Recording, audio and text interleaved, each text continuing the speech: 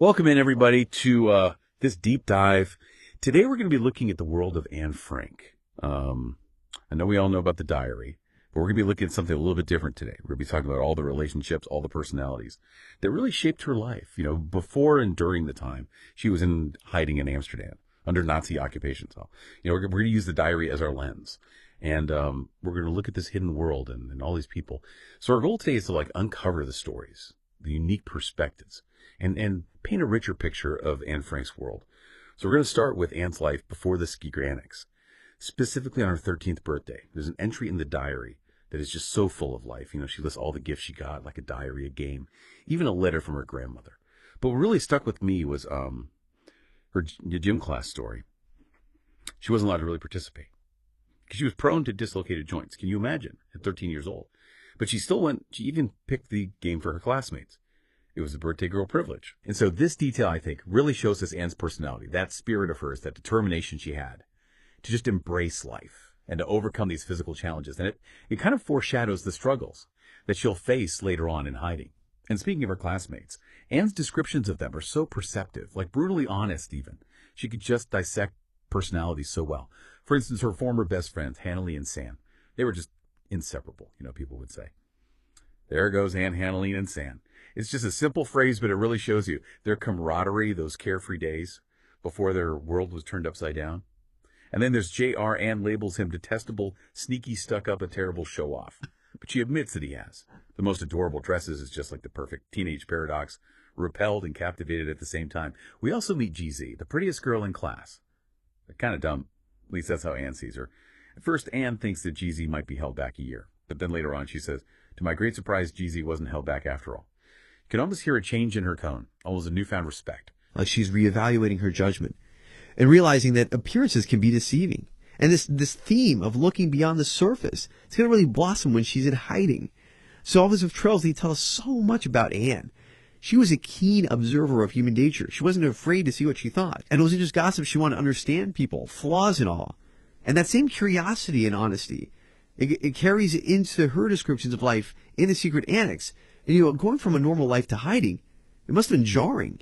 Anne describes the day they went into hiding. Torrential rain, the weight of the yellow star. And the sympathetic looks from strangers, can you imagine? Carrying that burden at such a young age.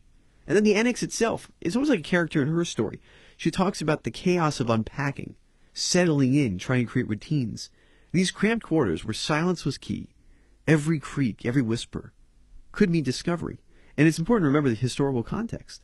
They lived with this constant fear of being found. Every sound was a potential threat. And that fear, it permeates every interaction, every conflict. Every moment of joy. We're also introduced to the other residents, each of them brought to life through Anne's words. Like the Van Daans, they're a source of amusement and frustration for Anne. She talks about Mrs. Van Daan taking most of the sheets from the linen closet, assuming that Anne's mother's sheets could be shared. And then there's Mr. Van Daan, the sausage king with his constant hypochondria. Anne even writes, aches and pains in his heart, kidneys, and lungs are also par for the course. He's an absolute hypochondriac. And then there's Mr. Dussel, the dentist, who joins him later on. Anne describes him as quiet and refined, but his arrival, it really disrupts the balance of the annex, adding another layer of complexity to their lives. But one thing that I found absurd and kind of endearing was the prospectus and guide for the secret annex. This document, it gives us a glimpse into their attempt to maintain some normalcy in this extraordinary situation. Imagine needing a guide for hiding. It shows their resilience, their humor in the face of fear, and their need for order in a world that's been turned upside down. And of course, that world was full of conflict, as you can imagine. And she chronicles these clashes with wit and exasperation. There's this unforgettable scene where Mrs. Van Daan has a dental procedure done by Mr. Dussel, complete with flailing limbs, a stuck instrument, and laughter from the audience. And then there's the infamous bean incident, where Peter accidentally spills 50 pounds of beans, creating a racket that Anne describes as a sound that could raise the dead. And these seemingly trivial events, they take on a whole new meaning in confinement.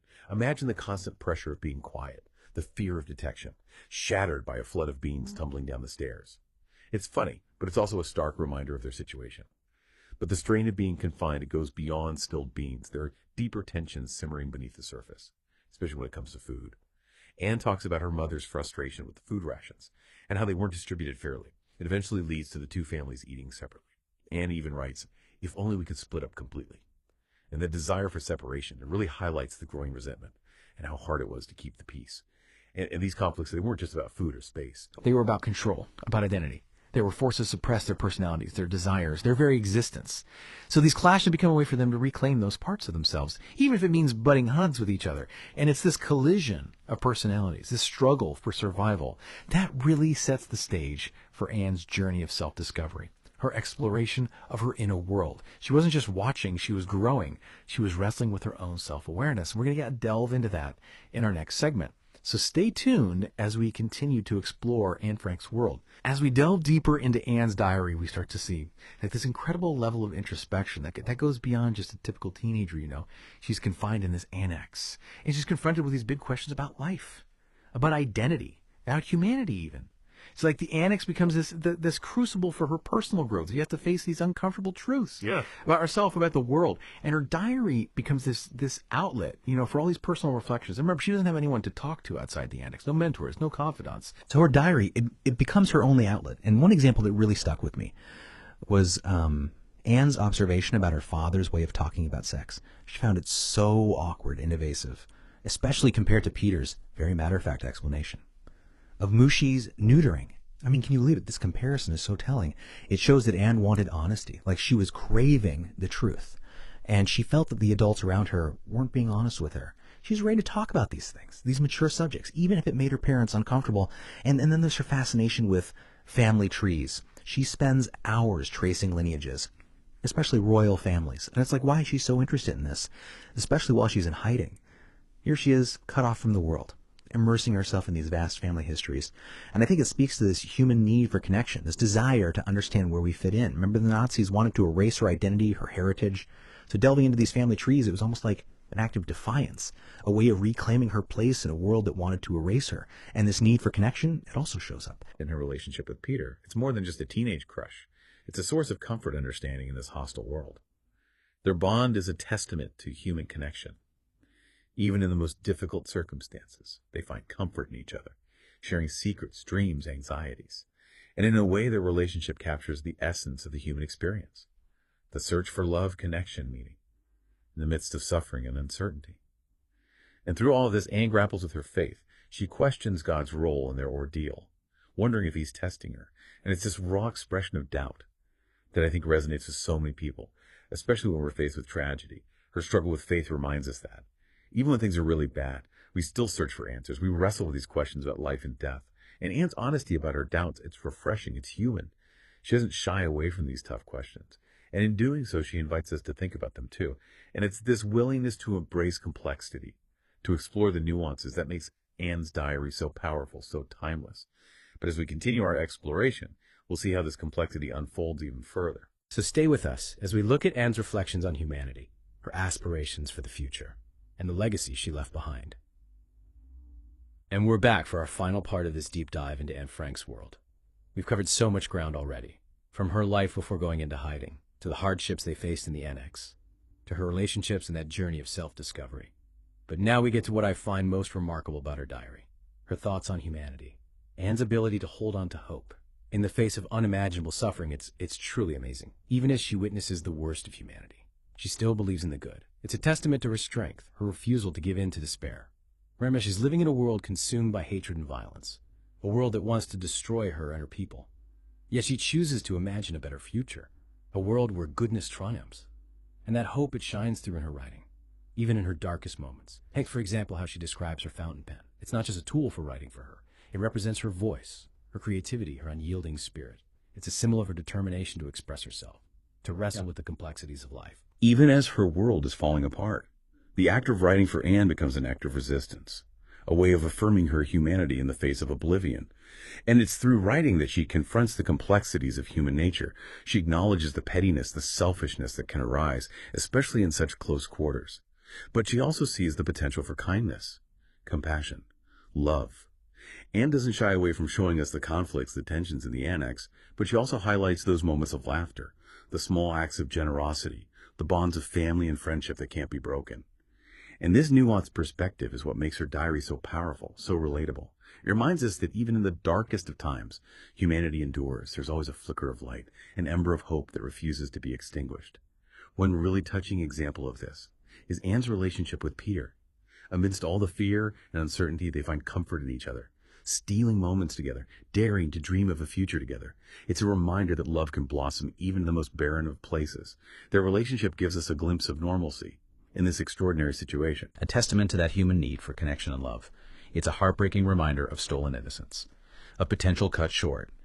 And through it all, Anne keeps observing, reflecting, learning. She doesn't claim to have all the answers, but she never stops searching, questioning, growing.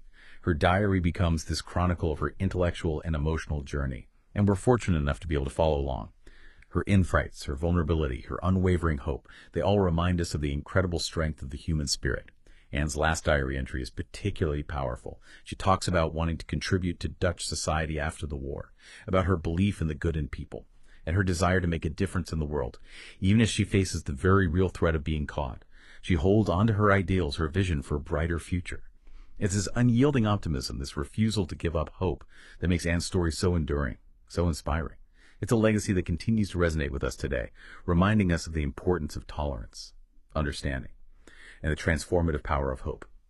As we wrap up our deep dive into Anne Frank's world, let's take a moment to summarize the key takeaways from her extraordinary story. Anne Frank's diary offers us a profound look at the human experience. During one of history's darkest chapters, it reveals the complexities of life under Nazi occupation, the challenges of confinement, the resilience of the human spirit, and the enduring power of hope. Her story encourages us to cherish our freedoms, to value our relationships, and to fight against injustice wherever we see it. Anne Frank's voice transcends time, urging us to remember the lessons of the past and to work towards a more just and compassionate world. Now, before we go, let's condense Anne's story into 10 essential points. First, Anne Frank's diary gives us insight into her vibrant personality and the lives of those who shared her wartime experiences. Second, life before the Annex was full of youthful energy, with school friends and a lively social circle. Third, the secret Annex became a place of intense challenges, where 8 people struggled to live together in cramped quarters, dealing with fierce scarcity and the constant threat of discovery. Fourth, relationships within the Annex were strained and full of conflict, often brought on by the stress of confinement and clashing personalities. Fifth, Anne's relationship with her mother was particularly complicated, marked by a longing for understanding and a need for independence. Sixth, amidst the darkness, Anne found comfort and companionship in her blossoming relationship with Peter van Daan. Their shared dreams and stolen moments offered a glimmer of hope. Seventh, Anne's introspective nature is evident in her diary entries, revealing a young woman wrestling with big questions about faith, identity, and the meaning of suffering. Eighth, despite the harrowing circumstances, the residents of the Annex found ways to celebrate, maintain traditions, and find joy in simple things. Ninth, Anne's unwavering belief in the goodness of humanity and her determination to make a positive impact on the world serve as an inspiration to us all. And 10th, Anne Frank's story is a powerful reminder of the resilience of the human spirit. It teaches us to appreciate our freedoms, to stand up against injustice, and to never lose hope even when faced with adversity. Thanks for joining me on this deep dive into the world of Anne Frank. Her story is a testament to the strength of the human spirit, a reminder that hope can endure even in the darkest of times. I encourage you to keep exploring Anne's narrative, to reflect on her words, and to carry her legacy forward in your own lives. Until next time, keep diving deep, keep seeking knowledge, and never stop exploring the vast realms of human experience.